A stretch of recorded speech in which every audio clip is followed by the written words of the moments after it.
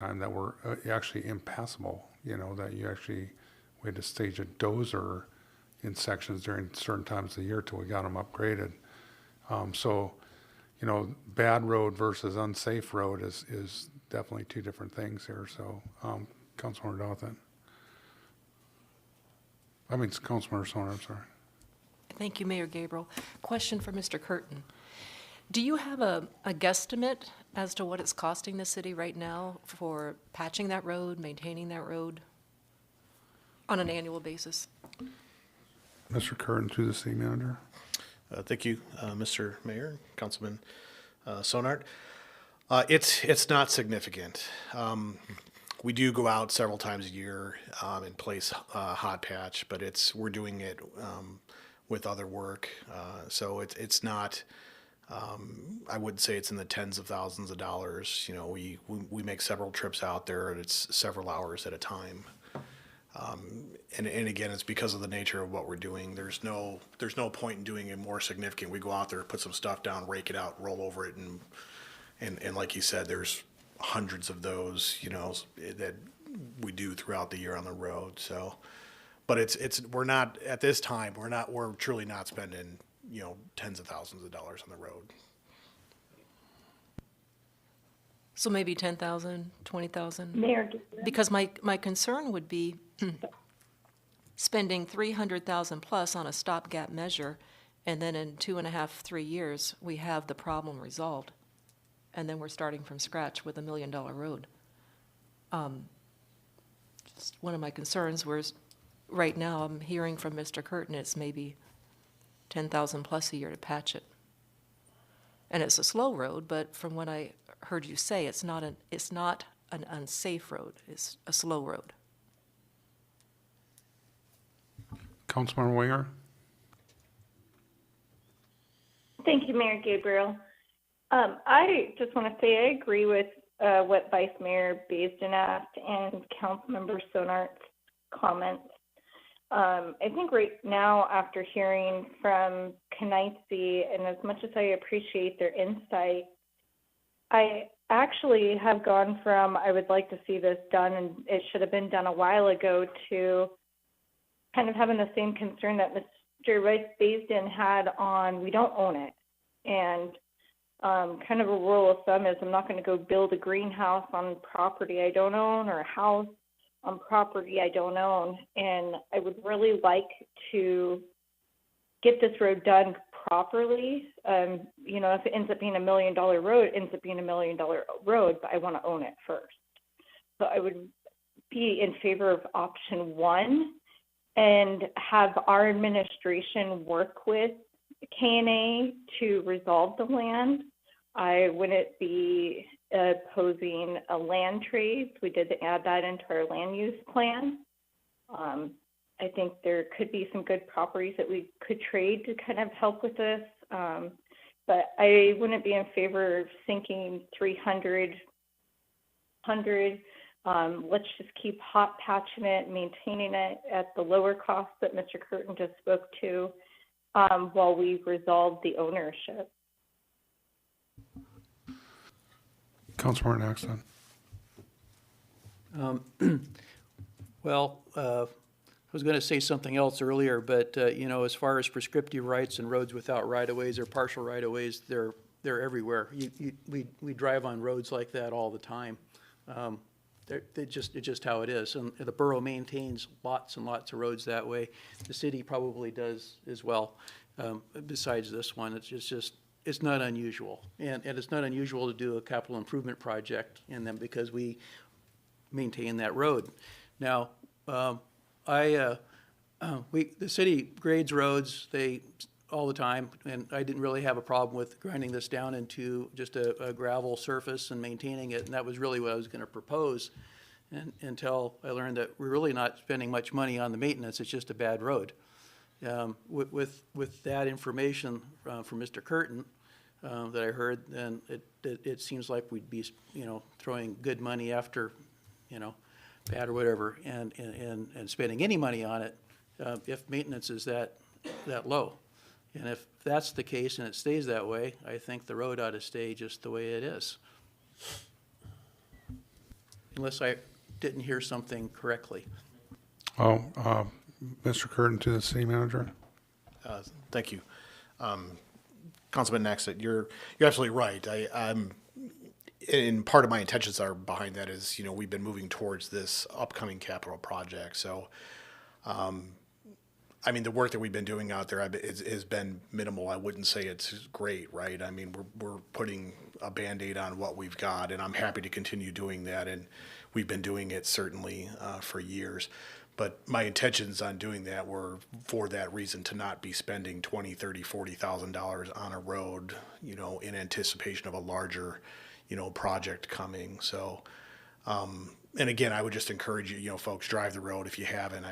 That's what in my mind was the right thing to continue doing with the level of investment that I thought was appropriate based on the condition of the road. If you feel that's, not enough, or, Scott, you should really be patching better than that, then that would cost additional money. But what I've been doing the last few years is about that, $10,000 level of effort, and what you see out there is what that gets you. Does that answer your question? Councilman Axon. Well, I'm just kind of willing to let this thing go for right now, but I think at some point we may have to do something. And I guess what we don't have is what we think the numbers are. We just think that the money we have is sufficient to grind it, and it could be a lot less than that. So I'm not in a position to say that's what we want to do without those numbers. And probably something the administration might want to bring back, just for more clarification on how much we're spending out there-ish. Maybe he just told us either it's 10, 20, or 30,000, I'm not sure, and how much it's going to cost to grind it. Councilman Raskin. Thank you, Mayor Gabriel. I would just like to see us continue in the holding pattern we're in until the attorneys in the room can get together and we can work towards a resolution. Thank you. Thank you. I think I'm probably in that same camp, and this in no means impugns our maintenance department and the work that they want to do. I commend them for wanting to say, hey, we want to have good roads in Kenai. But this is an issue outside of their control that I think that definitely requires some resolution before we, even with the grind and pave, knowing what I know, what I've heard, and have an idea about the geotech underneath that road, is that you may bring in thousands of yards of D1 to make it passable. I think then it becomes even more problematic than it is now. So I'd be all about at least with the information we have, to defer it for at least a year and give K&A and in administration a chance to maybe get a little bit harder push.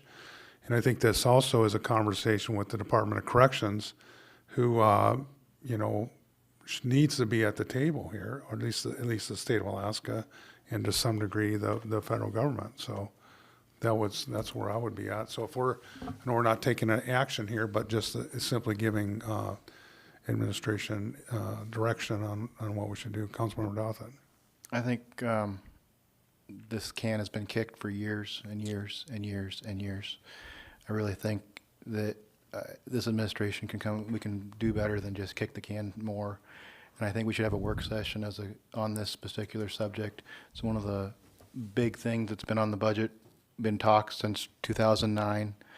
And I feel that having a work session maybe with the attorneys there, look at documents, see what legal actions we can do, see if there's something we can work with the state, but progressively working for, other than just, well, that sounds like a mess, I don't want to get involved, let's see what happens in a year.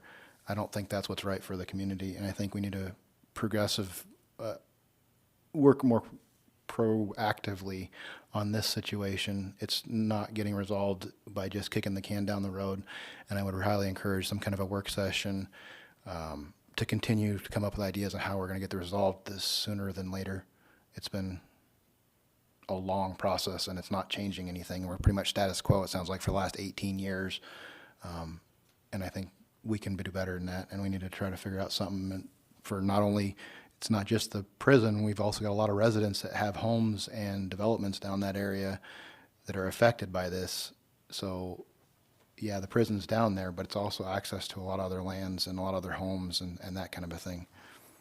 So I would just thoroughly encourage us, we look at maybe a work session in our future to figure out the details on this a little bit more clearly than we are going to be able to discuss right now. You know, I would also ask that we also define a scope too, because we sort of focus on Wildwood Drive, but haven't spent a lot of time talking about the portion across the road, Wildwood Court, I think it is, or whatever. So I think that needs to be, you know, we know what the scope is as far as what the agreement or what K&A's intention is and where they'd like to see that end up. So I think what I'm hearing, if unless there's anybody else that has a different opinion, that we defer at this point with direction to administration to work with K&A and other delegations to the point where we can have a work session and have additional information from where that's heading. Is that reasonable? Okay. Thank you. That brings us back up to item E1, public hearings. Ordinance number 3345-2023, accepting and appropriating donations for construction of the Kenai Community Dog Park. Pleasure, Councilmember Naxton. Thank you, Mayor Gabriel. I move to enact ordinance 3345-2023. Second. Is there anybody from the general public that'd like to speak to ordinance number 3345-2023? Seeing and hearing none, we'll bring it back to council. Comments from council? Councilmember Naxton? Or Vice Mayor Basin? Mayor, could we just have an overview from the city manager on what we're getting for the record? Mr. Eubank. Yeah, thank you, Mr. Mayor, Vice Mayor Baisden. So what this represents is the remaining funds that have been raised through donations for the dog park project. These funds are with the Kenai Community Foundation. They provided the conduit for folks to donate to the project. The Kenai Community Foundation is going to provide those funds to the city. We're asking to appropriate those into the construction project. That will bring the combined funds remaining for the project of right about $36,000. I detailed in the memo what the actual kind of construction plan is for this summer. We're waiting on a volunteer who's supposed to build the pavilion that was arranged by the volunteers and actually Kenai Community Foundation with donated funds purchased the materials for that project. So once that construction of the pavilion there is complete, fencing can be completed because the fencing ties into that structure. We're going to have our street crew, once their time permits, they get through with their, cleanup of town here. They're going to install a French drain in the middle of the dog park to deal with some of the drainage issues that have been persisting there. Once that drain is in place, fill will be brought in, the site will be graded and brought back up, and then through the volunteers, they're going to organize an installation day for many of the props and the apparatus for the dog agility and other benches and things. Once that is completed, we'll get that area hydro-seeded and let the grass grow for a period of time, and then we'll open the park. There is also working with the dog park folks. $5,000 was donated, I believe, by Kenai Lions Club, and their desire is that some sort of gazebo be constructed with those funds. So, as best we can, we're going to see if we can reserve the $5,000 for the materials and that, and look for some means to get a gazebo constructed there too to honor the wishes of that donor. We're going to do our best to do that. So that's kind of the plan for the summer. I think if everything works perfectly, weather keeps cooperating, likely July before grass was up and established to where we could open it, but that's kind of our target. But that is somewhat weather dependent, and working with the volunteers, I also let them know that our priority for our street department this time of year is absolutely getting town swept up and cleaned up after a long winter, and that we had to accomplish those things first, and I believe they're pretty understanding. Further discussion? Councilmember Nexon. Yeah, just to kind of tie into that, there's going to be a second gazebo. They're kind of calling the entryway building a gazebo too, but that gazebo, as the city manager pointed out, the entryway one, the materials have been purchased. And I'll just say, Jeff Twait with Cornerstone Construction is offered up to donate the time to construct that. So that material's all been purchased, and for him to pick up or have delivered. So that's moving forward. And then just a plug for the Kenai Community Foundation. Of that $27,000, $10,000 of that was a direct donation from the Kenai Community Foundation. We made the offer to do so well in advance.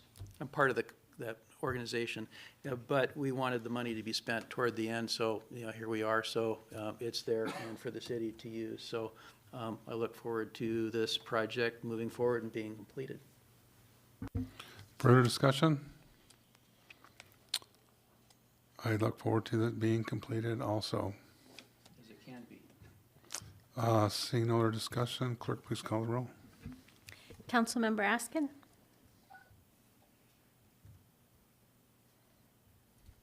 Yes. Councilmember Dothett? Yes. Councilmember Naxted? Yes? Councilmember Sonart? Yes. Councilmember Winger? Yes. Student Representative Thibodeau? Yes. Mayor Gabriel? Yes. Vice Mayor Baisden? Yes. You have 7 yes votes. Ordinance 3345, 2023 is enacted. Thank you. Item E2, ordinance number 3346-2023, increasing estimated revenues and appropriations in the general fund fire department for the purchase of an inflatable rescue boat. Pleasure, council. Councilmember Nexon. Thank you, Mayor Gabriel. I move to enact ordinance 3346, 2023. Second. Is there anybody from the general public that'd like to speak to ordinance number 3346-2023? Nobody in chamber or line? Bring it back to council. Councilmember Nexon. I'm presuming this is in an 8-foot dinghy with a 15-horse outboard. So I was wondering if we get some description of what it is. I don't think it was in there for us. Mr. Eubank. Thank you, Mr. Mayor, Councilmember Naxted. I'm going to defer to our fire chief when we to talk about the boat itself. I just would speak real quick to the funding source for this.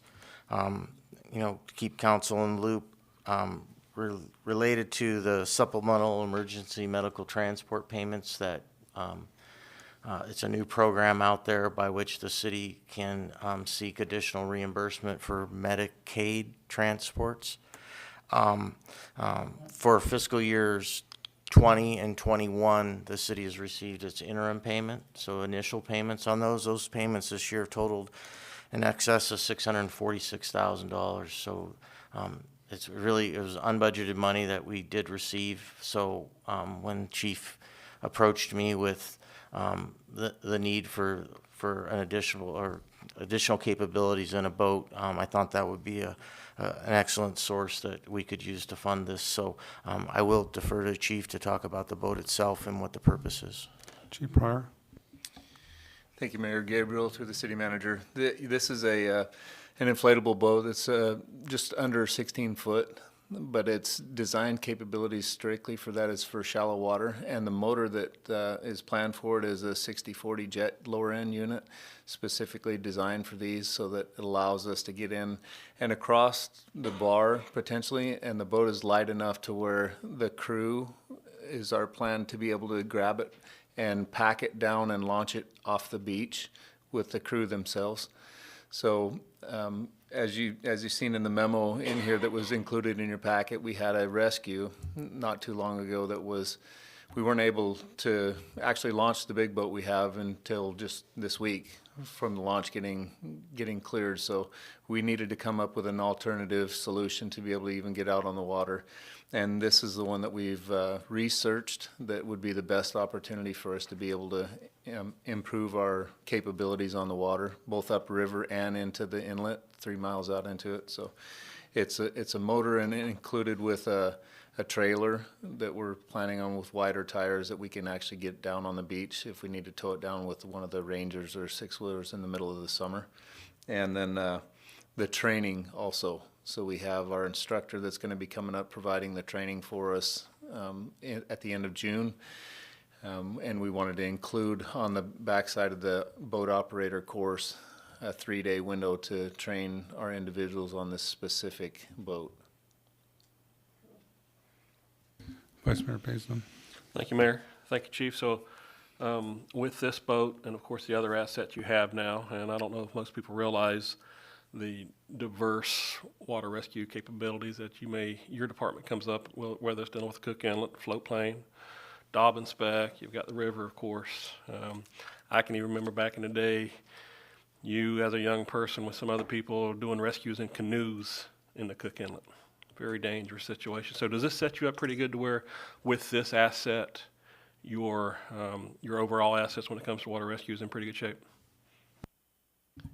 Yeah, through the mayor. Thank you, Vice Mayor Baisden. Yeah, this does. It's launch 1, launch 2. It gives us a better opportunity to get out to them, and included also is an improvement in our airport water rescue. So if you had, for instance, have a plane go down in the inlet, it does bolster our water rescue for that as well. Thank you. Chief Pryor, do you have a mutual aid agreement with CES for their any help they give as far as water rescue in Cook Inlet?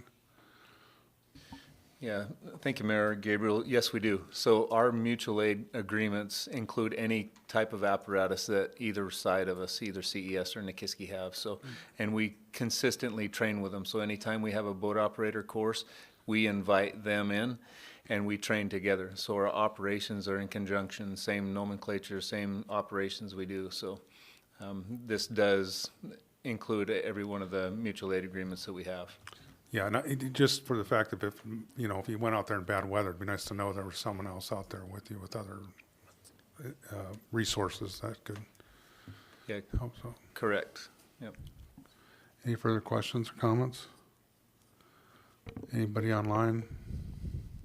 Seeing none, clerk, please call the roll.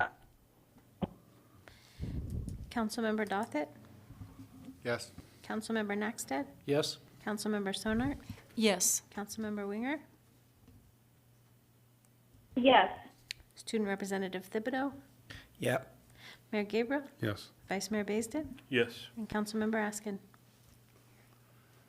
Yes. You have 7 yes votes. Ordinance 3346, 2023 is enacted. How are we doing, Council? You break time, or do you want to keep going? Good. One more? We'll pick off one more. We'll pick off one more here, and then we have item E3, ordinance number 3347-2023, establishing the storefront and streetscape improvement program and appropriating $50,000 from the general fund. Pleasure, Council. Councilmember Sonart.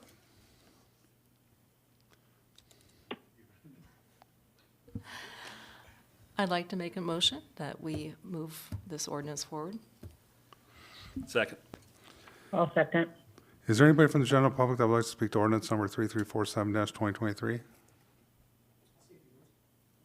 Oh, please come forward and give your name and whether you live in the city or are a resident of the city of Kenai.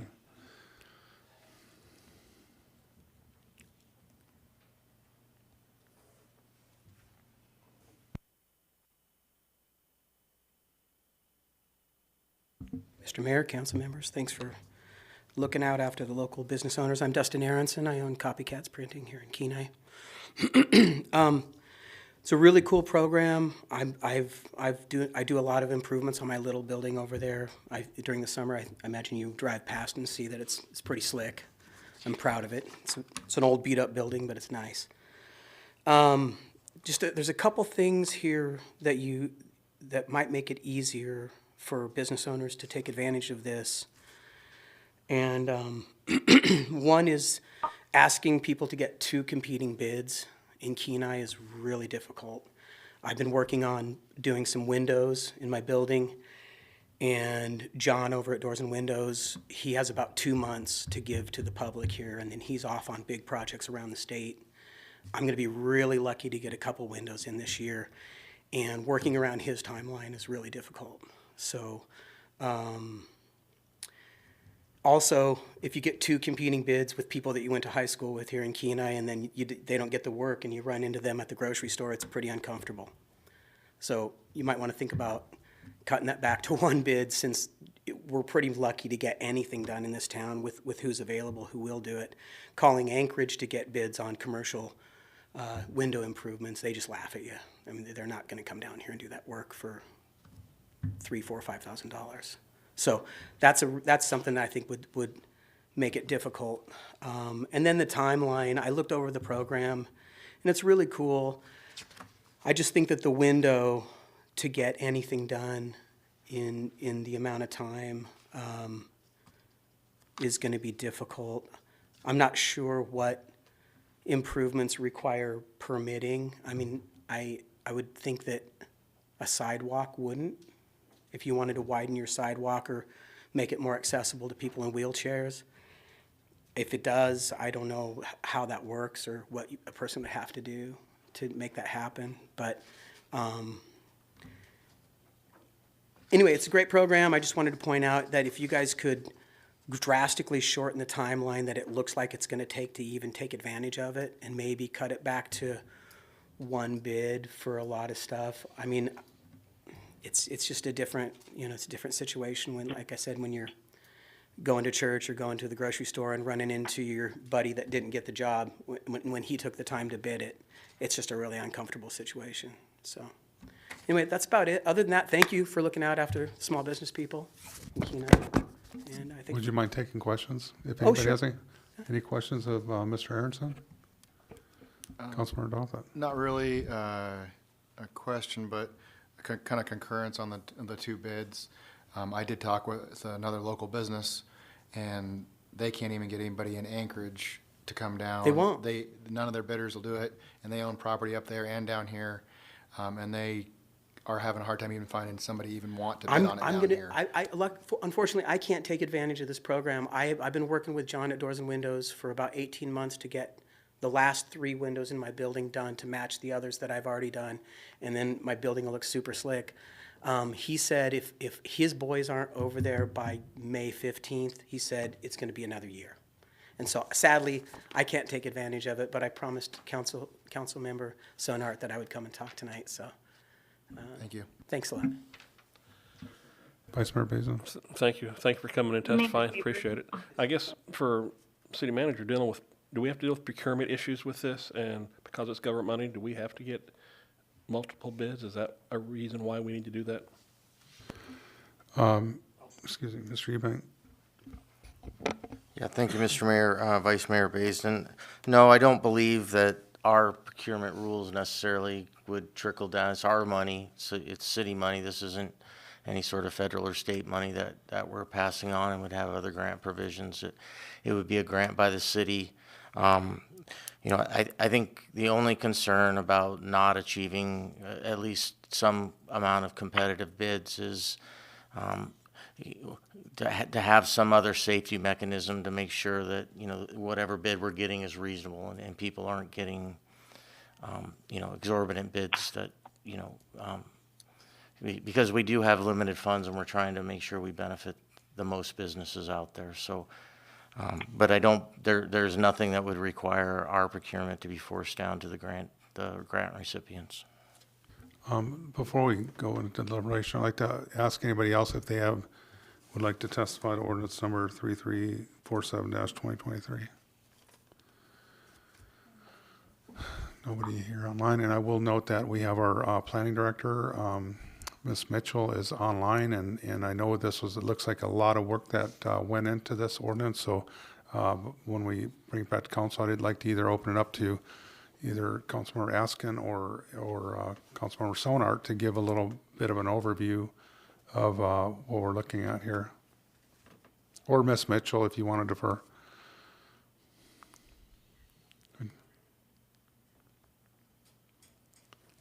Councilmember Sonart, you want to? Yes, Mayor Gabriel, is public comments closed? Okay. So the storefront improvement project, and I'm going to ask Ms. Mitchell to give all the nitty-gritty details because she has worked so hard on this. I truly feel like it's the right time for this program for our city and for our small businesses.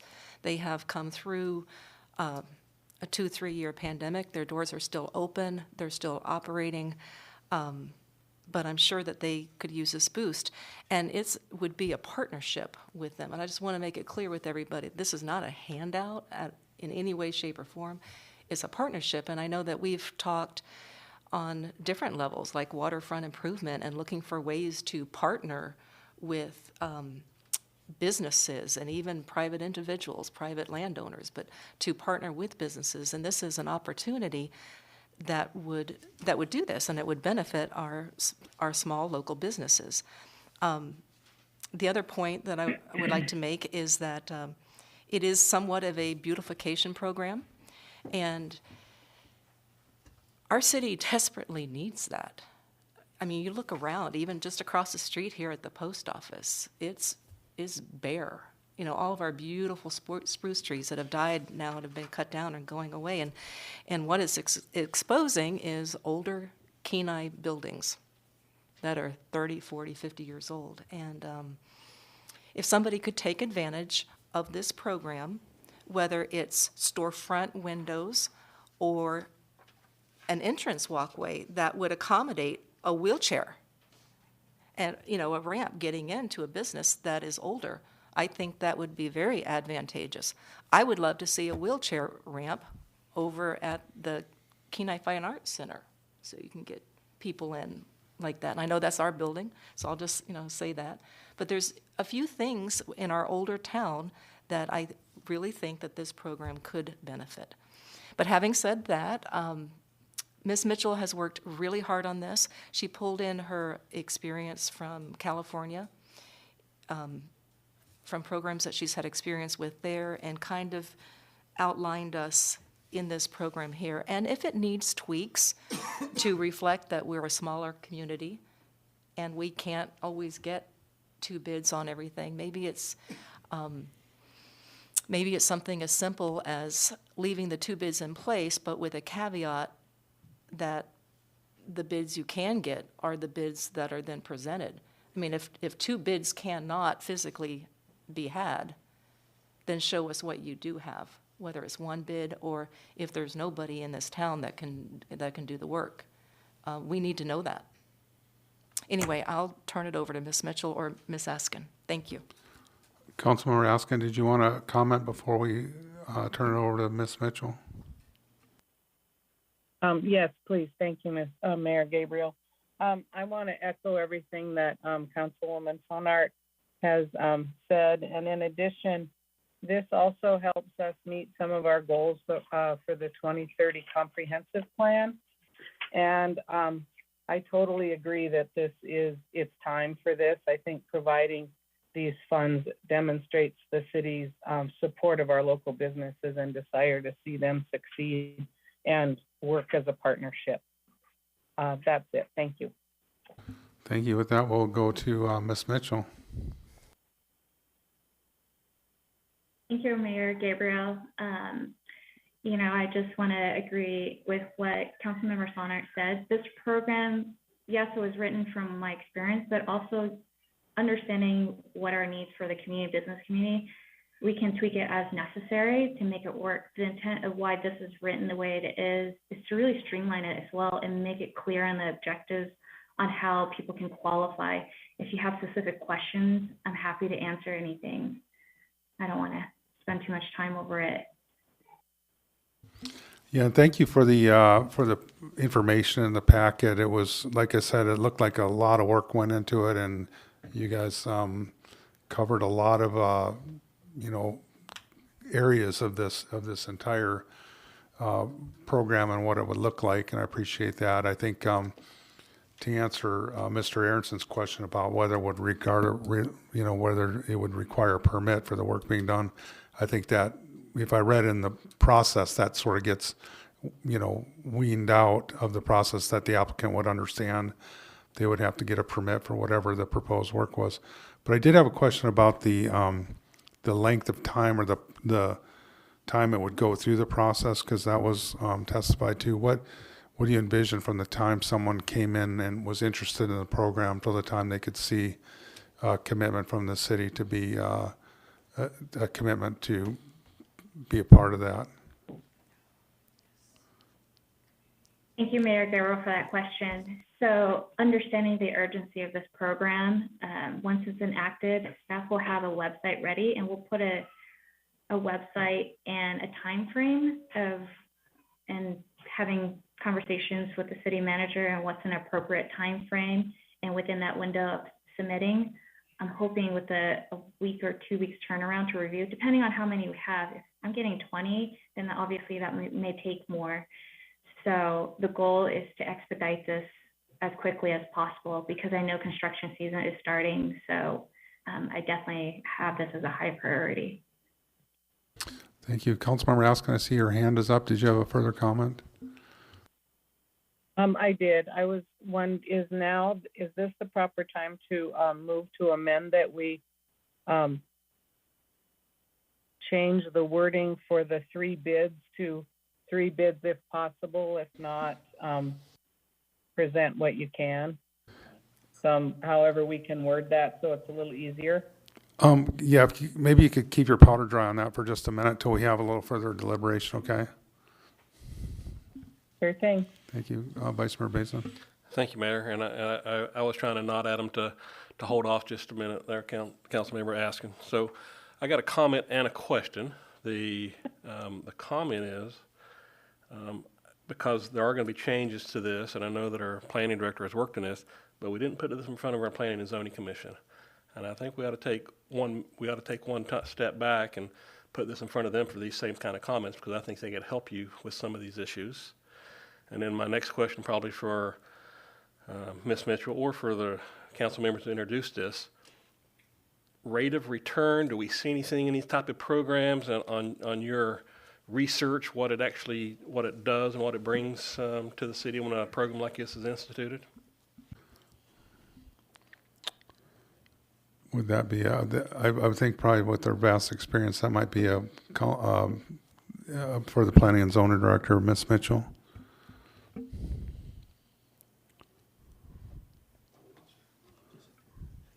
I think I still see her on there. My apologies, Mayor Gabriel. My son is crying in the background, so. I'm okay with it. apologize. He can weigh in if he wants. That's fine. If you can repeat that question, I'm happy to answer. Vice Mayor Basin. Just with your experience in seeing these in the past, is there a rate of return that other places that have done programs like this that we can expect, or you see what happens when the programs, what's the good impact that takes place?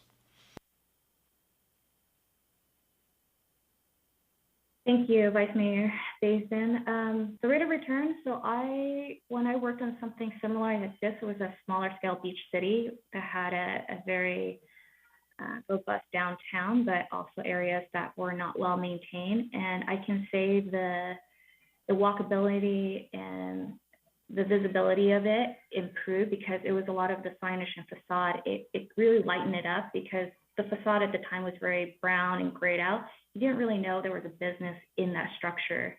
And so with the improvement grant, I would say I can't give you monetary value to it, but I did hear a lot from the community, because I was a downtown liaison for that city at the time.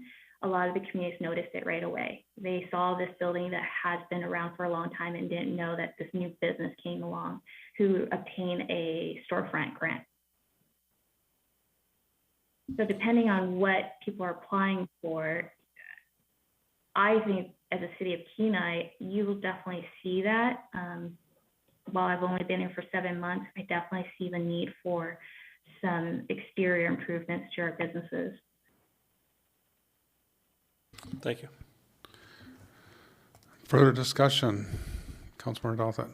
Just on the mention of referring this to the P&Z, I think we've got lots of help from our director of P&Z, and I don't know that we can, if we want to actually see this program come to fruition this year, delaying it 2 months essentially by reverting it back to P&Z and then back to here again, I think that's just valuable time in a program that has a positive benefit. It doesn't have a lot of negative talk from the community or feedback from it right now. I think it would behoove us just to work through it as our own selves here and make the best possible outcome happen as soon as possible. Councilmember Naxton. Yeah, thank you. Yeah, I'm not clear that it's a planning and zoning Title 14 issue, but what I did have a question for the sponsors or for the planner was the selection committee will make the choice of which projects will be funded. And I was wondering what that process is.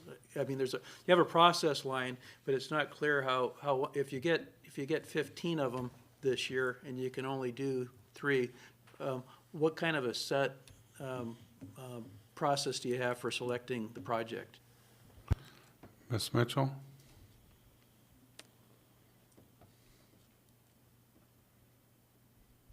Thank you, Councilmember Naxted, and through the mayor.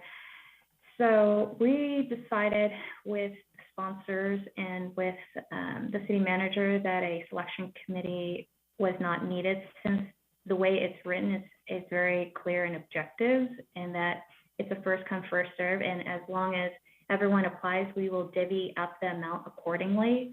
So unless, we have 15, we can go back to council and let council know, hey, we received 15 and they all are eligible, they meet the criteria, and maybe we might want to consider appropriating more money to divvy up equally. That's how we intend to move forward with it. But if we only have 3 and they meet all the eligibility, then we can grant them, the 50% up to $10,000. Vice Mayor Beza. So I guess back to Councilmember Dothat's comments. I guess I need somebody to help me whether it's proper or not that it goes to P&Z, because I had a couple of commissioners ask me about it. If it's not proper, that's fine, but if it's proper to go back to there, we should look at it. So maybe just something from legal. Mr. Bloom. Thank you. Councilmember Basin through the mayor. So it's not necessary, it's not required by code. Council can certainly refer anything that it wants to any commission, but it's not one of the duties or required subjects that P&Z advises council on. Thank you. Councilmember Dothett, or Councilman Sonard, I saw your light on. Did you have a further comment? Thank you, Mayor. I was just going to state that that question was brought up to me last week, and it was clarified by our clerk, Ms. Sainer, that it is not part of city code, that it has to go before P&Z. Okay, thank you. Further discussion? Mayor Gabriel. Yes, go ahead, Ms. Winger. Mayor Gabriel, thank Go. you. I too have been questioned by some commissioners, both on beautification and P&Z, on why the program was not brought forth in front of them for their recommendations and suggestions. I personally would have liked to have seen this go through commissions for that. I understand that it's not required by code, but I believe it's a courtesy to allow our advisory committees to weigh in on things, especially beautification. This is talking paint, flowers, bike racks, canopies, everything that's right up their commission's alley that I'm sure they would have loved to have been able to have input on. So with that being said, I do have a couple of things I would just, I guess, like to get some clarification. it says that there's an application period. What is the application period? Is it a date to a date? Is it till the funds are gone? That's my first question. Ms. Mitchell? Thank you, Council Winger, through the mayor. So I haven't determined a date yet. It depends if this moves forward. I didn't want to set it in stone in the program and have to change it every year. With administration, we can talk about what it is. And in terms of the intent, when I collaborated the previous city manager and the assistant city manager, we had discussed that it would be awarded until funds run out. So we will review after the application is closed, and then if we have additional funding, we can kind of let applications come on a rolling basis. But obviously that can be discussed before your council on what direction that looks like as well. Thank you for that. And then I guess finally, I believe there needs to be a little bit more sideboards in eligibility. And a few of the things that I think it doesn't address is just stating that the businesses must operate year-round. That way they're not closing at some point in time through the winter or spring. It should state that they should be a year-round operation. And then I went through about 30 different storefront improvement plans that are down in the state to see the varying different sideboards on who's eligible to participate. And I think that needs to have a little bit more outline in this. And I would like to see nonprofits and government agencies not eligible. I would like to see this strictly benefit our small business community. If we wanted to do something that nonprofits and government agencies would, that seems to be a different program that they run in the state. They either focus strictly on small business, excluding the other two, or there's more leaning on supporting commercial buildings and nonprofits over a small business. And we don't really have that defined, so I would like to see a little bit more sideboards on this going forward. Thank you. Councilmember Askin, I see your hand is up. Oh, sorry. Councilmember Dothett, or Sonart. Thank you, Mayor Gabriel. On page 17, under the eligibility list, the very first checkbox is businesses is or are locally owned and or operated local franchises in the city of Kenai. I mean, it very clearly says businesses, which would negate nonprofits, from my understanding of that. So I don't think that would be an issue. Okay, what page was that? Mayor Gabriel? Page 17. Oh, of the packet. Okay, there we go. I was getting confused there. Go ahead, Councilmember Winger. One thing I have learned in my time on council putting these programs together is we can interpret it to may say yes, businesses, but if it doesn't say not eligible, I believe the devil's in the details. So if that's the intent, then it should be an easy way just to add a bullet point at the bottom that says that nonprofits and government agencies would not be eligible, just to reiterate this is driven for business. Thank you. Ms. Mitchell?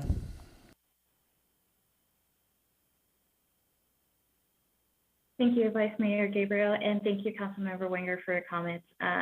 So I do want to address, or I guess follow up on your statement about operating year-round. Part of this grant program does require you to maintain your business requirements and improvements for up to 5 years. So, whether we want to be explicit, we can be, but I just kind of want to point that out so that, your obligation of receiving this grant is that you're committing to 5 years. Obviously, if you run out of business, that's a different story, but that is the intent. Councilmember Axon. Just on the idea of nonprofits and businesses. I think modifying business, the term business with commercial business would probably satisfy that. In my opinion, a nonprofit is a business. They do business differently is all. They're a business. They take in money. It goes, it's a business. So a commercial business, if that's what the sponsor's intent is a friendly suggestion. Councilmember Dothett. I guess on two different parts there. One, the year-round business. I don't see why there would be a problem with having an RV park who only opens in the summer, fix up their facade and make it look nice for the 6 months or 4 months that they're open. And then when the snow flies, they close down. But the next year they open back up. There's lots of businesses, especially in our community, that might be tourism driven, that I would love to see their building fixed up and cleaned up for the summer months, and then it's still fixed up and cleaned up in the winter, whether they're open and operating out of that year round or not. I don't see that being an issue, and I wouldn't really support making that a boundary line, just because if you're not open 365 days a year, you can't fix up your building. Secondly, there's nonprofits that operate like a business in our community that have business fronts that I don't know why we would want to necessarily exclude certain nonprofits. I could see possibly government agencies, but there's a lot of nonprofits that have businesses that operate a business that have storefront and could use help because they have a building and they might need to build. They don't have huge funds available for fixing up their facade, but this might be able to help out. If ultimately we're trying to get the community cleaned up, the more we restrict the businesses from being able to, whether they're nonprofit or not, being able to actually utilize it, the less businesses we're going to have clean up their facade and make the difference that we're wanting to see. So possibly the governmental agencies I agree with, but as far as specifically saying no nonprofits, I think that wouldn't necessarily behoove the city for trying to clean itself up necessarily.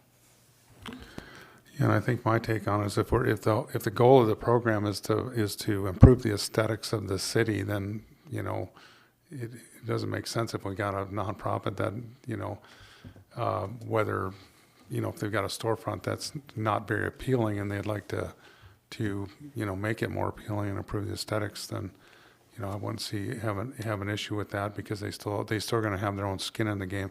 But I will also note that there is a clause in here for ineligible businesses, or ineligible for the storefront and streetscape improvement program, and those are a national food chain, C corporation traded on a U.S. stock exchange, or a corporate equivalent entity traded on a foreign stock exchange and owned in whole or majority owned by such publicly traded corporations. So there are, for informational purpose, there are ineligible businesses. Further discussion? Councilmember Nexton. Yeah, I guess just in the working of it, back to my first question about, I guess there's not going to be a selection committee, but maybe I missed something here, but if I wanted to do a $30,000 improvement on my building and I thought the city might be able to help me with a portion of that, that's going to take a lot of lead time. And if I'm in the queue and I go into the city and say, hey, I'm gonna apply for this because I'm gonna do all this, but I'm 30th in line, or do the applications all go away and then they renew in the spring and you just try to get it there on January 1st? How do I compete against this queue of 30 or 40 other businesses, say, that have already got their applications in, and I'm wanting to do all this work, and is it feasible when you're 30th in line? Ms. Mitchell? Thank you, Councilmember Nexted. Through the mayor, if my understanding with Soldotna, their number of applications may be up to the 15th, and they've been having their program since 2012. Do I see us in that situation? Not necessarily, but in the terms of where they are in the queue, ultimately, I think my vision of it going through this and drafting this is that the application window is the first round. And if we don't run out of funds, then it's on a rolling basis until the next year, how the budget is run. I don't know if city manager has any insight that he wants to speak upon it. Mr. Eubank? Yeah, thank you, Mr. Mayor. Working with the sponsors of the ordinance and Ms. Mitchell in discussions, what our recommendation was to try and avoid is picking winners and losers in projects and saying which projects are worth more than others. That if a project is applied for and it meets eligibility, then it can be put in the queue for funding. Like Ms. Mitchell indicated, if we have enough applications that require us to start prorating our grants because we don't have, the grant total could be in excess of $50,000. The guidelines of the program are clear that we will start prorating. The other option there is to seek additional funding from council to provide additional grants. I, like Ms. Mitchell, am not sure that we're going to have a deluge of applications that we would get into significant situations like this. If after the initial application period closes, we haven't distributed all the grant funds, I think then you get into a situation where it's, on a first come, first served basis for eligible projects that could get funded. So, we're just trying to, make the process. We didn't think it needed to have a committee to evaluate projects because we're not picking color schemes. We're not picking what type of flowers or improvements they're doing. It's just if they're eligible improvements, and we're just trying to keep the process simple and straightforward for the businesses out there, hoping that by doing that we can get the most use.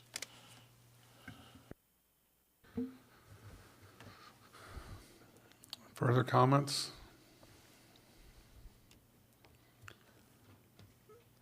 Now might be an appropriate time for your amendment, Councilmember Askin. Thank you, Mayor Gabriel. I'd like to amend the ordinance that, if possible, 3 bids is preferable. If that's unable to be attained, the review committee will consider what is presented.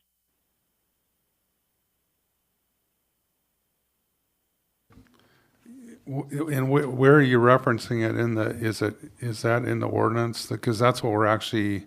That's in the program. So I think we probably just approve the ordinance and then we'll consider changing the program. Is that right? Mr. Bloom. Thank you, Mayor Gabriel. Yeah, so this ordinance actually only appropriates the funds and authorizes, I believe, the city manager to create the program. We certainly want to craft it in a way that satisfies what council wants. So, if there's any changes that they want to see in the program, we can make sure those are made. But, this is, I don't think we're anticipating that we have a perfect product, and we'll probably have to make tweaks along the way. So I just want to make sure council understands that. But if there's any changes you want to see to the program, we will certainly make those. On that note, Mr. Bloom, would it be appropriate, since I've heard since we are just approving the funding and we can move that forward with the development of the program, would it be maybe not necessary, but desirable to run this put this on the agenda of the beautification and planning and zoning? Mr. Bloom. Thank you, Mayor Gabriel. Again, that's up to council whether they want to refer these to those commissions or not. If you pass it tonight,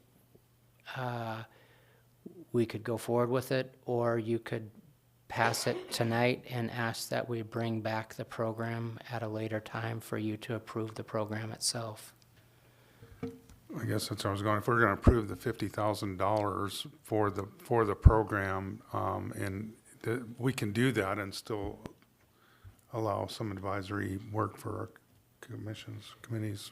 Yeah, we're certainly, and I don't mean to speak for Terry, but I don't think he's going to go do something that council doesn't want to do. So if council appropriates the funding at this time and the desire is for us to bring back the program for final approval, I think that's an option. But Terry can correct me if he has a different idea. I see Mr. Ebanks shaking his head. Councilmember Douthit. Does it need to go to an official meeting, or if we want to, as a council or as a commissioner, this is all public knowledge, if they had recommendations, they could just add or email in, hey, can we do this or that, without having to go to all the different committee mission, through the different meetings for delay of the process? Mr. Bloom. Thank you.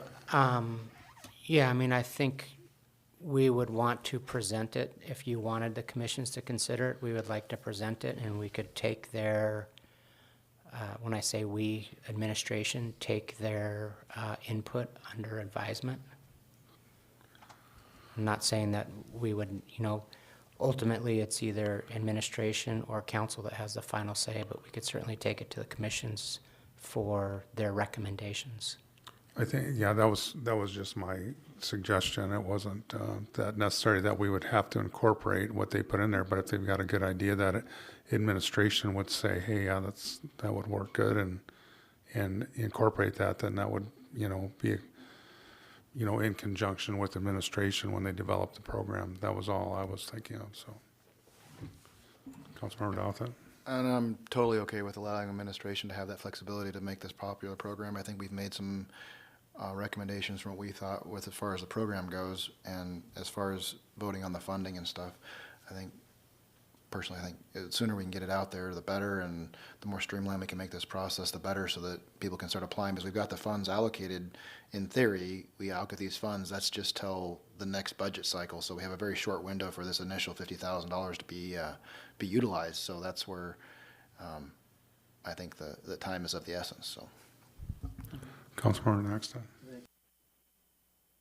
I agree with that, and that this document's really a work in progress, and it's going to change, it's going to be modified, and I think if we have some other folks take a look at it, they don't have to report back to us, they could report back to administration. Administration could say, yeah, we've got these comments, and boy, it's great, or change this, and why maybe we don't want to change it, and then we can, that would be it. The document doesn't have to come back to us, but I think just doing that respect, and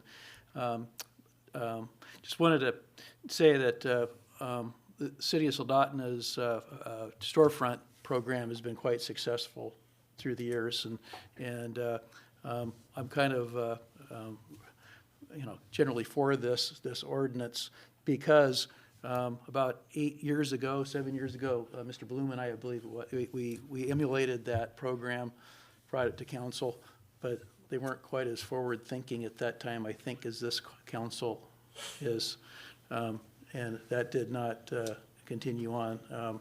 They were concerned about a number of things that I think this document's probably a lot more complete. The program has been going on in Soldotna, and we have Linda helping us out here too, which is probably a lot of it. But it's similar, a little more expanded, and I think it certainly fulfills that need. So I would be willing to donate, put in the $50,000 and see how it goes. Further discussion?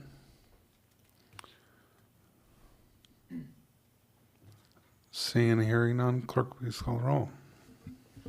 Councilmember Naxted? Yes. Councilmember Sonart? Yes. Councilmember Winger? No. Student Representative Thibodeau? Yes. Mayor Gabriel? Yes. Vice Mayor Baisden? Yes. Councilmember Askin? Yes. Councilmember Dothit? Yes. You have 6 yes and 1 no. Ordinance 3347, 2023 is enacted. Thank you. Let's take a 10-minute recess.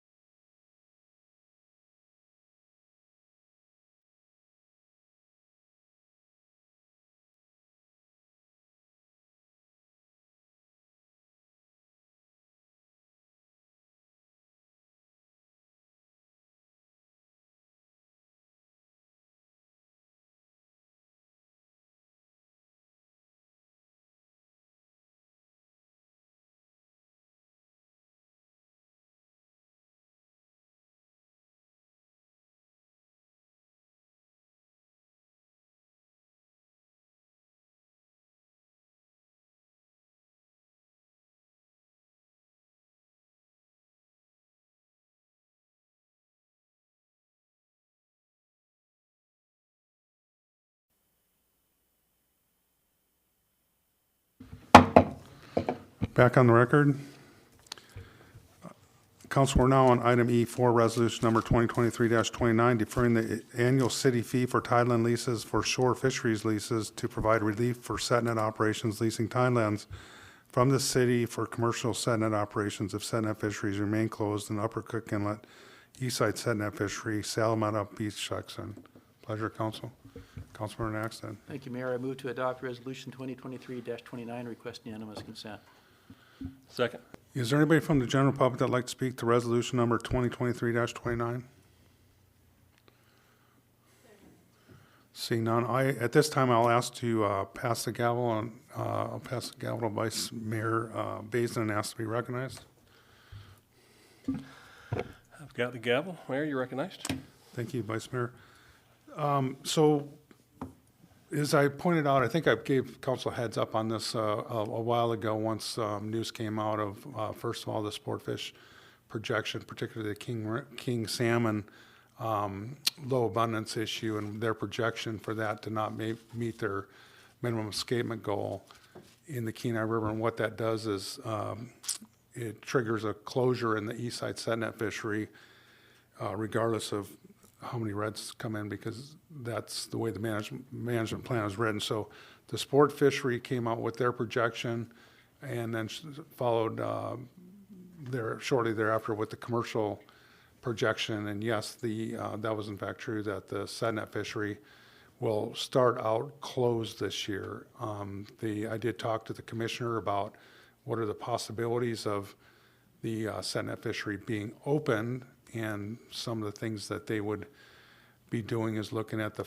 early run indice. If that's elevated, then that's, maybe be an indicator for what would happen on the late run king salmon, which affects the Eastside Setnet fishery.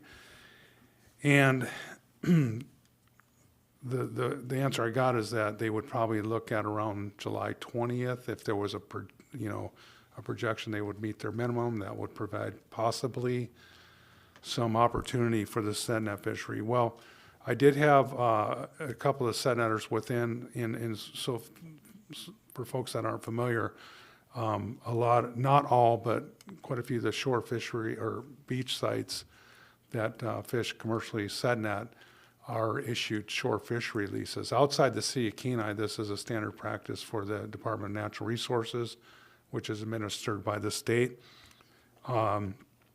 Since the city of Kenai owns submerged tidelands that affect some of this area, particularly exclusively Salamatoff Beach, there's, I think, approximately 10 Setnet leases in there that would be affected. And so for disclosure purposes, I'm a Setnet fisherman on the east side of Cook Inlet on K Beach. I do have DNR issued shore fishery leases. This would not affect me.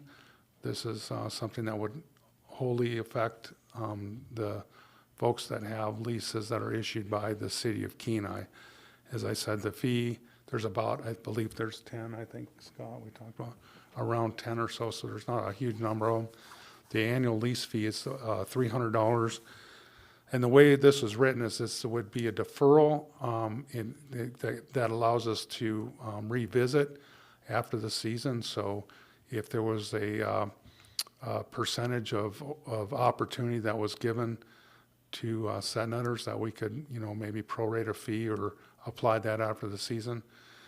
But I will point out that, this it will be a hardship this year.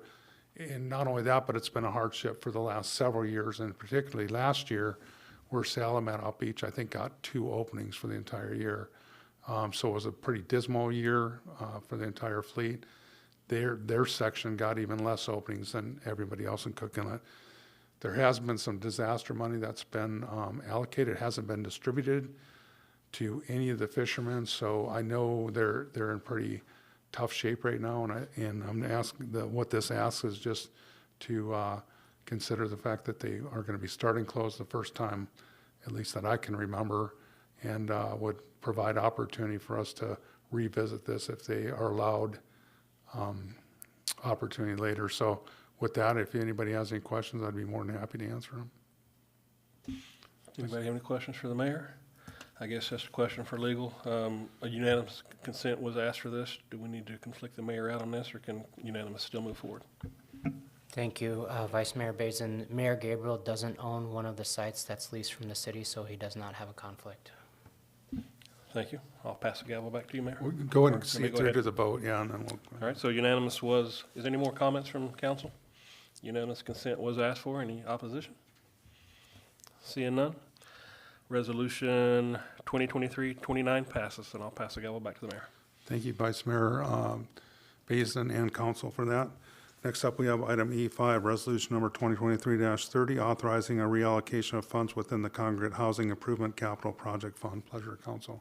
Councilmember Naxton. Thank you, Mayor. I move to adopt Resolution 23-30, requesting unanimous consent. Second. Is there anybody from the general public that'd like to speak to resolution number 2023-30? Seeing none in chambers or online, bring it back to council for discussion. Is there any discussion? Seeing and hearing none, unanimous consent was requested. Is there any objection?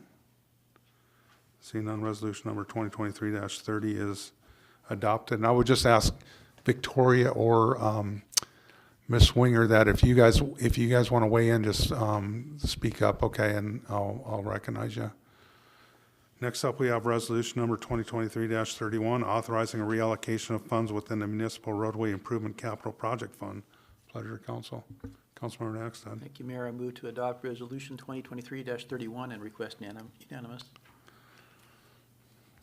Second. Is there anybody from the general public that would like to speak to resolution number 2023-31? Seeing no one in chamber or online, we'll bring it back to council. Councilmember Dothett.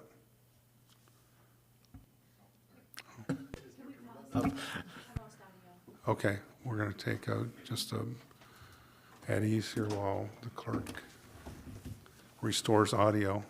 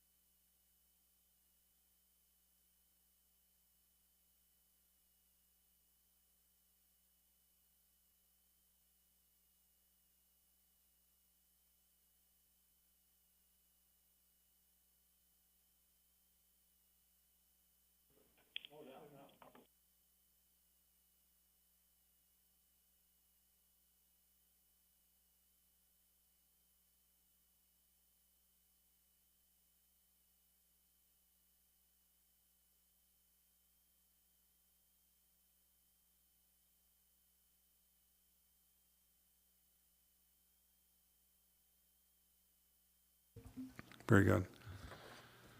Now we have audio restored. We have resolution number 2023-31 on the floor. We opened for public comment. There was no public comment, so we brought it back to council. Comments, deliberation from council. Unanimous consent was requested, by the way. Further discussion? Seeing none, unanimous consent was requested. Is there any objection? Seeing, hearing none, resolution number 2023-31 is adopted. That brings us to resolution number 2023-32, approving a lease utilizing a non-standard lease form on airport reserve lands between the City of Kenai and the Federal Aviation Administration for the automated flight service station and satellite communication network facilities on Lot 7A-1, FEO subdivision number 5. Councilmember Naxton. Thank you, Mayor. I move to adopt Resolution 2023-32, requesting unanimous consent. I'll second that.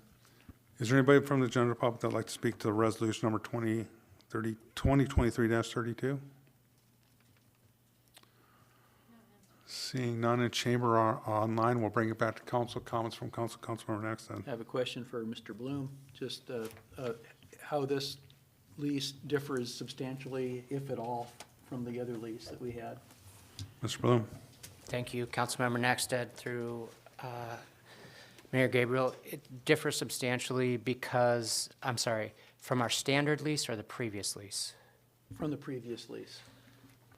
There's not a whole lot of differences from the previous lease other than the rate and some minor maintenance responsibilities. Further discussion? Seeing or hearing none, unanimous consent was requested. Is there any objection? Seeing none, resolution 2023-32 is adopted. We have now resolution 2023-33, approving an amendment to the lease and concession agreement for the Kenai Municipal Golf Course and Recreation Area between the City of Kenai and Griffin Golf LLC. Pleasure, council. Councilmember Nexted. Thank you, Mayor. I move to adopt resolution 2023-33 and request unanimous consent. I'll second. Is there anybody in the general public that would like to speak to resolution number 2023-33? Seeing or hearing none, we'll bring it back to council. Comments, deliberation from council. Councilmember Nexted. Just a question for, well, maybe Mr. Bloom. Not so much about this amendment, just that there's an awful lot of amendments to a lease. I was wondering if there's any work on just having a standard clean lease. Mr. Bloom. Thank you, Councilmember Nexted through Mayor Gabriel. We've had those discussions. Mr. Eubank may know more. We've been working with the owner on sort of plans moving forward, and I think a new lease has been one of those discussions. Further discussion? And I guess what I'm looking at here is just a proposed rate increase for green fees, which would essentially bring up the weekday and weekend 9-hole rates comparable to the 18-hole. It looks like the 18-hole rates didn't really move much, but the 9-hole rates did. Is that correct, Mr.? Well, I'm carrying the vice mayor's water here, by the way. I'm just. There's a few of us have conflicts here. We better not say anything. Well, I'm just letting everybody know what this does, just so there's no surprises. Councilmember Sonart. Thank you, Mayor Gabriel. I'm fine with supporting this lease agreement, but I have to say, when I saw that the 9 holes got really dinged, I mean, I don't often play 18, I play 9, and now we only get a $2 break? Seriously. Just saying. Injustice. You know what this is? Mr. Eubank. Yeah, thank you, Mr. Mayor. Is council referring to page 84 of the packet and the memo? Because Yes. I did notice the language in the actual lease or the ordinance and the lease amendment is accurate, but I think we transposed a couple numbers on the actual memo. So the 18 holes on a weekday in the memo should say $35, not 27. And 9 holes on a weekend in the memo should say $27, not 35. So those two were switched, That which I makes a think, big difference. which makes a little bit more sense to what you're saying. But again, the information that's in the ordinance itself is correct, and as well as what is in the actual lease amendment is also correct. It was just transposition there. Do we have to make, okay, so we're not voting on the memo, we're voting, so shouldn't be any amendment take place here. So, but just to clarify, the ordinance, or the resolution actually, that those numbers are correct then, right? Okay. Further discussion? Seeing none, unanimous consent was requested. Is there any objection? I've got a season pass for this year. Do I don't have to conflict out, do I? Seeing none, resolution number 2023-33 is adopted. All right, council, that brings us to item H9, action approval, special use permit, Kenai Aviation Operations LLC for airport taxi line taxi lane space and for aircraft parking. Councilmember Naxton. Yeah, I move we approve the special use permit for a parking spot on Taxi Lane Golf. Request unanimous. Second. Is there any discussion on the motion for the action approval? Seeing none, that action is approved and provides special use permit to Kenai Aviation Operation LLC for airport taxi lane space for aircraft parking. And with that brings us to commission committee reports. First up, Council on Aging. Thank you, Mayor. The next meeting for Council on Aging is Thursday, May 11th at 3 p.m. in the afternoon at the Senior Center. Thank you, Councilmember Sonart. Airport Commission. Thank you, Mayor Gabriel. The Airport Commission met last Thursday, and we discussed more of the landscaping project. And the next meeting is May 11th, and if anyone is able to fill in for me, I'd appreciate it. If not, I can call in. Very good, thank you. Next up, we have Harbor Commission. Harbor's meeting is canceled and due to the lack of items, so the next one is going to be in June. Very good. Parks and Recreation Commission. Thank you, Mayor. Parks and Rec meets tomorrow night. They have a work session at 6 and a special meeting at 5:30. And the special meeting, usually don't talk about something before it happens, but it's a little unusual, and perhaps the city manager might explain a little bit. But they are actually going to make a recommendation, I believe, on a Parks and Recreation director. Not that they're, it's something that's kind of odd in code. I mean, city manager does the hiring, and you kind of want to explain what that code says? Otherwise, it's going to be 2 weeks before they hear about it. Mr. Eubank. Yeah, thank you, Mr. Mayor, Councilmember Naxid. So one of the duties, powers of the Parks and Recreation Committee and Code is that they advise the city manager on selection of, or advise the city manager for the Parks and Recreation Director. Since we have that position open right now, it's my intent to meet with the Parks and Rec Commission in executive session for their advice and in what I think what they believe will make the best and a successful candidate for the Parks and Recreation Director, based upon the qualifications and skills that they believe are most important. Then the interview team will then make final selection based upon the candidates that have applied and the interviews that we've held. So my intent is to meet my obligation to get their advice on what they think would be the best candidate, or not necessarily the best candidate. We're not specifically going to talk about individuals. We're going to talk about what they believe are the key attributes and qualifications that will make the best candidate for that position for the city. So that's what my intent is.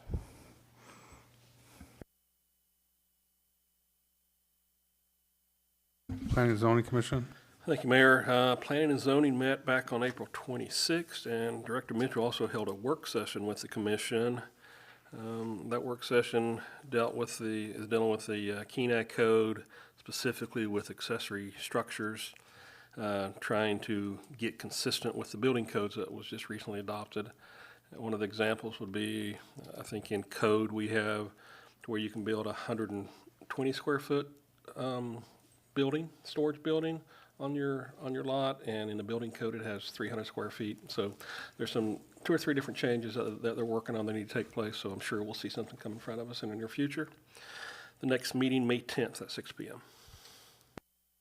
Thank you. Beautification Committee. Thank you, Mayor Gabriel. Beautification Committee will be meeting next week for a work session on May 9th. Thank you, Councilmember Winger. Under report of the mayor, I do have a few items here. Since our last meeting on April 20th, I did attend at least one day. There was a 2-day salmon symposium that was, it was actually originally put on by the KPC, and they had they had a lot of people that signed up for it. I think maybe their venue could accommodate, so they moved them over to the Kenai Senior Center, which I'd already signed up for it over there. But it was a really good outlook and a lot of interesting, science. There was a lot of the folks from federal agencies and state agencies there were talking about salmon and effects of salmon. It was a very interesting session that I went to, but it was pretty much all day on the 20th. Unfortunately, I wasn't able to attend the second day. On April 21st, excuse me, I attended the Alaska Humanities Forum, did a outreach to the Central Peninsula communities, and I got an email from them and they asked if I was interested in showing up, which I was. It was a very interesting session, and to hear about some of the work that they're doing and some of the outreach they will be continuing to do throughout Alaska. On April 22nd, I attended the hospice fundraiser over at the Lone Moose, and it was a good event. If you've never been to that, I recommend that you put it on your calendar. That's usually about this time of year, but well attended, and I think they did pretty well there. On 4/24, I did go to Northrum Bank, put on an economic outlook over at the Sports Center. That was very well attended, very interesting. A lot of sort of the overview of the economic state of Alaska, and kind of hearing about some of what they look for projections and trends, and they try to get ahead of those.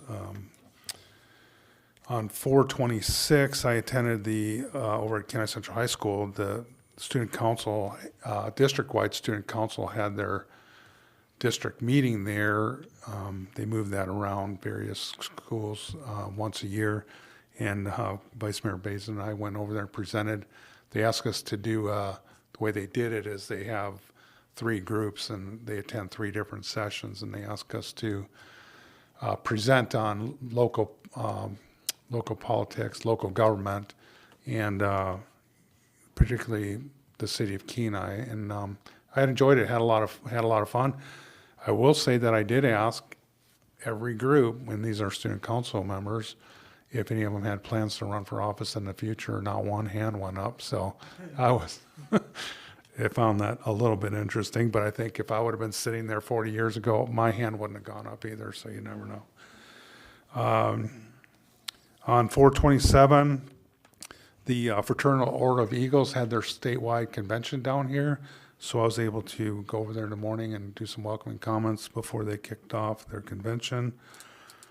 This last Monday, I had a Bycatch Advisory Council meeting. That was our second meeting. We're sort of kind of developing the plan moving forward. With that, I do have some sad news, as probably most of you heard, that one of our harbor commissioners in a local political aficionado, I guess you could say, Christine Hutchinson, passed away on April 27th. I guess only described as a short illness after, I think she had 7 years on her harbor commission around there. So I just wanted to take a moment and recognize her and extend condolences, certainly to the family and friends.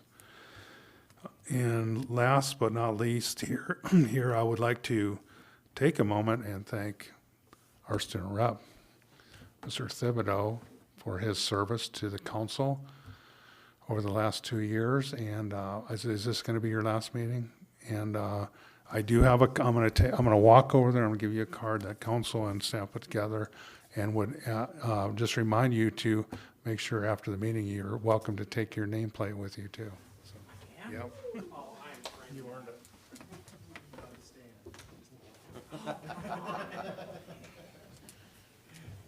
Oh, why, thank you, kind sir. Oh, buddy.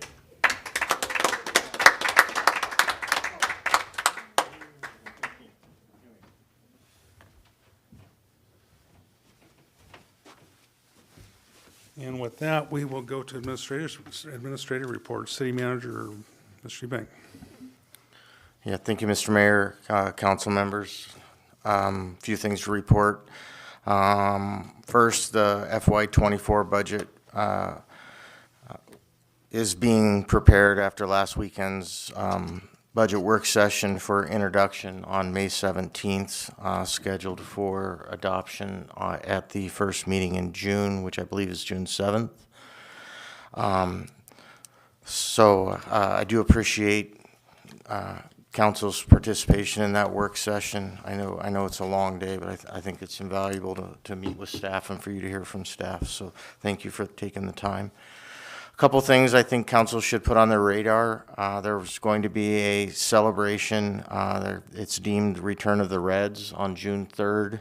I did not write the time down, but it's going to be hosted down at our city dock facility. It's being put on by the Kenai Peninsula Food Bank in conjunction with the Kenai Chamber of Commerce and the city. And it's really just to be a celebration of return of the salmon to the Kenai River. Likely is going to be the first commercially caught salmon that will be brought in during the celebration and auctioned off to the highest bidder. I've heard other ideas that potentially there's going to be a cook-off from local chefs to see who can prepare the best salmon dish. It's just going to be a celebration. I hope that I think they envision that this becomes an annual event to celebrate that resource that returns every year. And the benefactor of this is the food bank.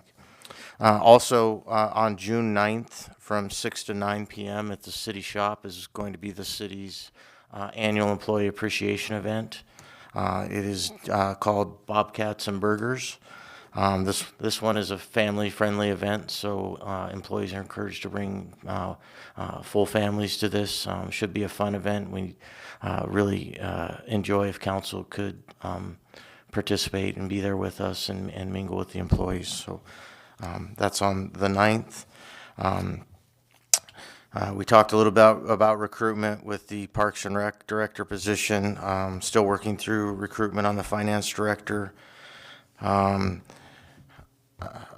Report a little bit. The contract for design services in the Old Town Playground has been signed. We're trying to schedule a meeting now with the working group on that, which will comprise of a couple of folks from the city, a couple of representatives from the Kenaitze Indian tribe. We're reaching out to Salamantoff to see if they would desire to participate in that with us. So we're piecing that working group together, and we'll get started with the landscape architect. And as a neighbor, we all believe we're also going to invite Miss Marion to join us as the Fine Arts Center borders this park, and absolutely.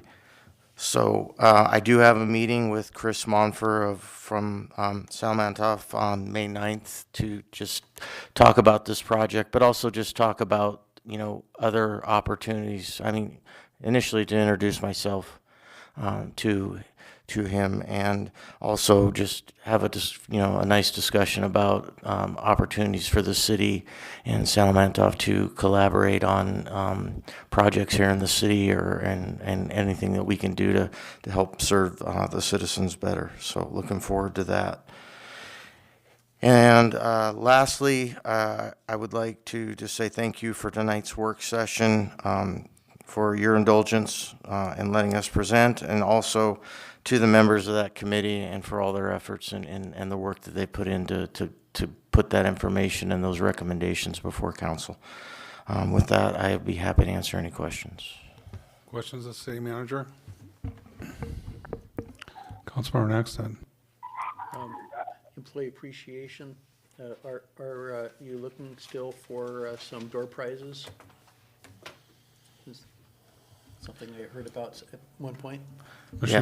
Yeah, thank you, Mr. Naxton. Absolutely, I think that's kind of a standing invitation. I know it means a lot to our employees and gives us something fun to do at that event. So if council members would like to participate in that, I know it would be greatly appreciated.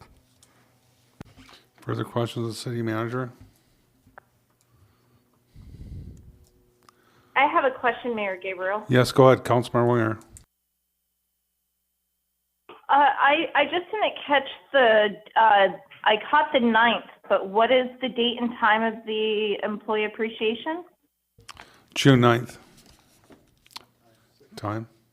Oh, I'm sorry. 6 to 9 p.m. 6 to 9 p.m. Great, thank you. Further questions of the city manager? Seeing none, city attorney, Mr. Bloom. Thank you, Mayor Gabriel and members of council. I have nothing to report, but I'm happy to answer any questions.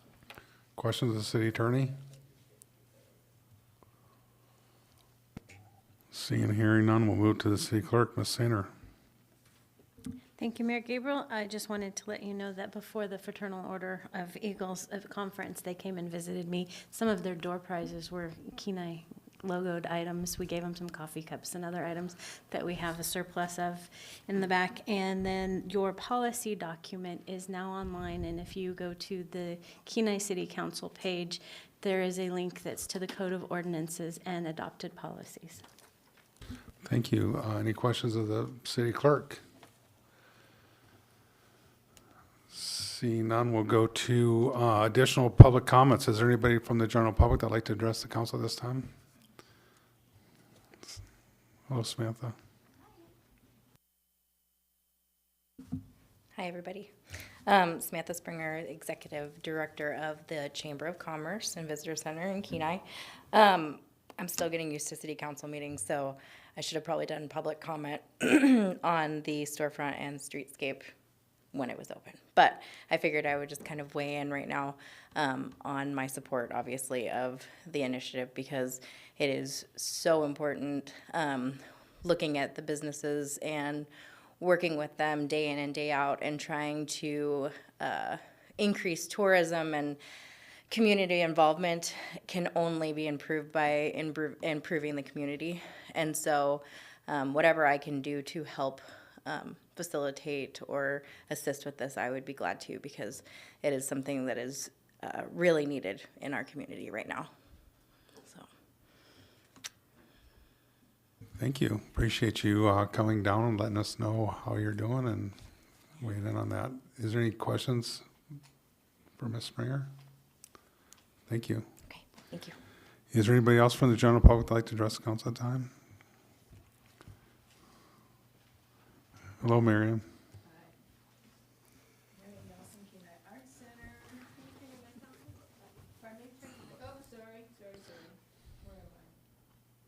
Yeah, right there. My voice didn't travel, did it? Since I ding so many of you about your voices in this arrangement here. First of all, to speak a little bit to the comment that Councilwoman Sonart brought up earlier, that the Art Center's effort to get a Rasmussen grant, which we are heavy into right now, we had a wonderful conversation with them a couple days ago, and part of that is the whole darn exterior of the building, which includes the storefront, and it isn't making it lovely at this point, but it's fixing it. There's a lot of, obviously it's a little old cement block building, and as Scott Curtin said, he was a participant in that building, in that meeting, and he was fantastic. God, am I going to cry over that? That is such a handicap. I'm sorry. Scott, what's the term you use? Stuck point, to go around and deal with all the many, many, many hundreds of cracks in that building and in the seams of the cement block, just, a whole ton of them, as well as what that encompasses with the front of it too, and could even at some point in the future encourage improvement of the street there, because it's going to involve the grounds at some point.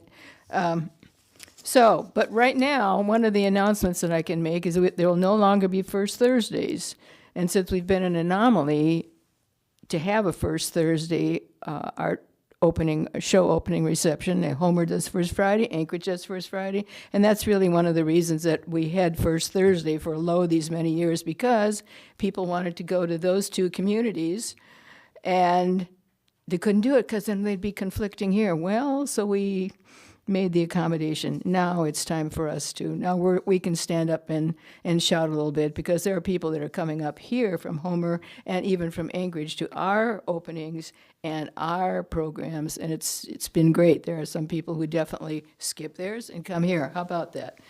Who thought that would ever happen? And that starts this Friday.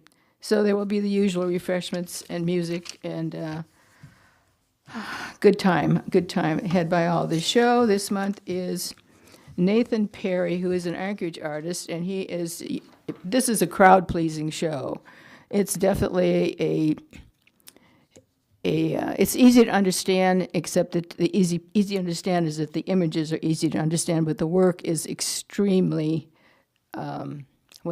finite. He's an excellent graphic artist. His execution of the lines that he has drawn in his work are multitudinous. I don't know what else to say about him. There's a whole lot of lines there, but his colors are great. It's an impactful show and an interesting show. He has a lot of creatures in his work, and anyway, you will enjoy it. Everybody can enjoy it, from kids on up.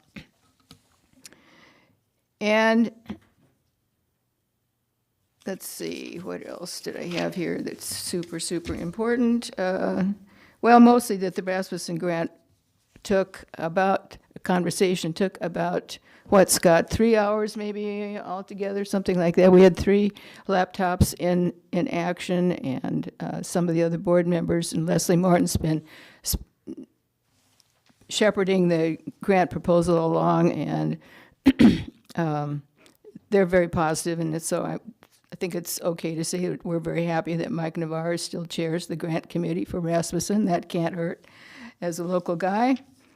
And the person's name with Rasmussen, his first name is Enzina. I don't know her last name. She was very cooperative and very interested in what we were doing. And of course, with those small laptops, we could take it around the building a little bit and show her things that she wouldn't see otherwise. And then somebody from Rasmussen is going to be down here Friday and do a walkthrough on their own to take a look at what we're asking for, I'm sure. Take a look at the items that we're asking help with, and we'll see what happens. So this involves new roof, new fixing of walls all the way around, new boiler, various other things. So quite an inclusive list. And I'll start crying again. Anyway, thank you, Scott. Any questions? Questions of me? Questions, Councilmember Sonart? Yes, Deb. Yes, Marion, did I hear you say that the opening tomorrow night is not happening tomorrow night? It's That's happening correct. Friday night. We Same are time, first 5 to Friday, like every other A place. real first Friday, First Friday. this month. This month, Got right it. now, this week. Yep, from now on. 5 to 8, refreshments.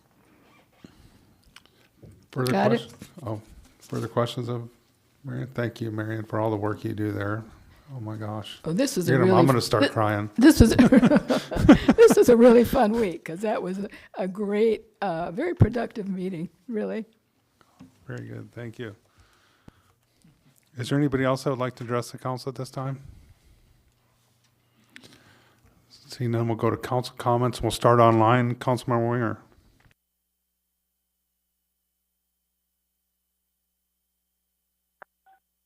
Thank you, Mayor Gabriel. I just want to say thank you to administration and the city department heads for the budget presentation this last weekend.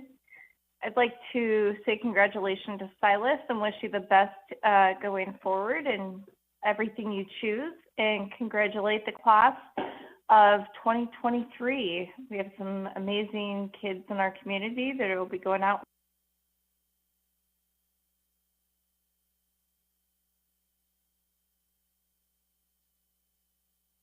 And last of all, I'd just like to say good luck to all of our local wrestlers at state today. Thank you. Thank you, Councilmember Winger. Councilmember Askin.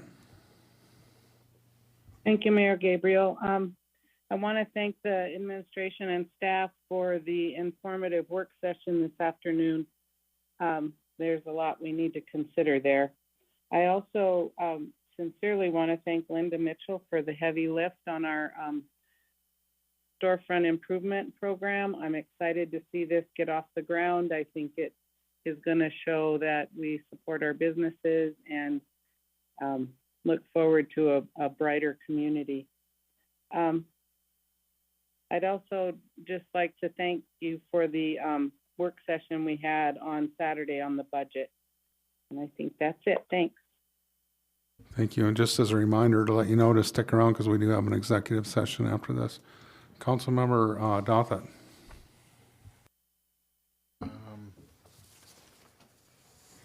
I just had nothing really important going on. Just been really busy, so thank you for all the hard work we did on that budget session. It was very informative, being my first one. Back to the May 11th, asking what time is that meeting, and did anybody else step up to take over for her meeting on that? I think she was requesting somebody to step in if they could. I can do that. I just need to know what time if nobody else is going. 6 o'clock. And is that at the airport? Or is Yes. that at the airport? Okay, I'll go ahead and do that. Okay, thank you. Hopefully you caught that, Councilmember Askin. Thank you, Councilmember Dothett. Thank you very much, Alex. Student Representative Thibodeau. Thank you, Mayor. Sorry. I have a few things to report. One is graduation, obviously. The seniors' last day will be May 12th, so 9 days left for me. Graduation will be the 15th. I encourage all of you to come to that if you can. End of the year, obviously, I'm going to graduate. This is going to be my last meeting, so I'm officially giving Mayor Gabriel my resignation. Wanted to say I hated working with you all. I'm out. Sorry, it's just how it is. Joking, obviously. The esports team that I said about last meeting, we did go up to Anchorage and we played it out until the finals, where unfortunately we did lose and we got second place overall in the state. Unfortunate that we didn't get first, but we'll take second. Baseball, we had our first home games yesterday. JV unfortunately lost their games, but varsity, in a 7th inning comeback of a lifetime, won 11-10, getting 7 runs in the 7th inning. So that was awesome. Yeah. And yeah, that's pretty much all I have to say about the school. Should I say what I'm going to be doing after? Sure. Okay. I plan on taking a gap year since I'm graduating at 17, being very young. And then after my gap year, when I turn 18, my main thought right now is going to be joining the United States Marines. Oh, Hoorah. Oh, it's because it's the hardest corps, and I want to make sure that I'm the best. like you setting your sights high there, Satis. Very good. Councilmember Sonart. Thank you, Mayor. Silas, congratulations on your graduation. It's been fun having you sit here for 2 years. I will miss you. I'd also like to thank Planning and Zoning Director Linda Mitchell for all of her work on outlining and detailing the storefront improvement program. I can rest easy knowing that this program is in her capable hands and that it will be administered professionally, and I have no qualms about this going forward. So thank you, Ms. Mitchell. And thank you to everyone involved in the budget process. Saturday, of course, is a long day, but it's worthy. And I appreciate the department heads coming in and taking their time to come in and present to us. And anyway, thank you to all who was involved. Thank you. Vice Mayor Basin. Thank you, Mayor. Thank you, Silas. Been fun hanging out with you. Good luck. I love that you're going to go into the military. Good luck with that, too. It's a great opportunity, a great path. We need good young men and women protecting us in the services, so I hope that works out for you. You didn't mention our soccer teams. Our girls' soccer, Kenai Cardinal Ladies, is undefeated so far this season. And that's all right, just because my daughter's on there, I'll update that. The boys are doing good too, and I don't know exactly what their record is, but they're doing fine too. But it would be, yes, sorry. Thanks, everybody, for the meetings, administration, and all the directors. It's good information, good discussion this week. Thank you. Councilmember Axton. Thank you. Silas, good luck in whatever you do, wherever you end up, and I'll be keeping track of you since I'm pretty close to a number of your family member. You won't know that I'm asking, but I'll be, as time goes on, I'll be finding out what you're up to, and I'm sure it's going to be great things. Hopefully, when I get out of the 4 years in the Marines, I'll come back here and see some of you still on this council, and I'll be able to say hi. We'll look forward to that. At least I'll be around somewhere. And finally, I do appreciate the budget meeting that we had this last weekend. I've been through all of those long days. Are definitely worthwhile, and frankly, I kind of enjoy it. But it's good when we get to the end too. But it's very informative each time. I learned something new, and this evening's meeting as well. Regarding recruitment was very good. Obviously, a lot of work had been put into that by the group since last September. Thank you. And just as you know, we got Employee Appreciation June 9th. You're still welcome to show up for that too. So you want a free meal. So there's free food. With that, we'll go to executive session. Councilmember Nexton. Thank you, Mayor. I move to enter an executive session to review and discuss the annual evaluations of the city attorney and the city clerk, which may be a subject that tends to prejudice the reputation and character of the city attorney and the city clerk, per AS 4462-310C2. Mr. Bloom and Ms. Sainer have elected to have the discussion take place in executive session. The executive session will include Mayor Gabriel and the city council members. City Attorney Bloom will be included with the council requests. In his presence, City Clerk Sainer will be included when the council requests her presence. There's a second. Vice Mayor Basin Second. seconded. Is there discussion on the motion? Request unanimous consent. Unanimous consent was requested. Is there an objection? Seeing and hearing none, we will convene into executive session.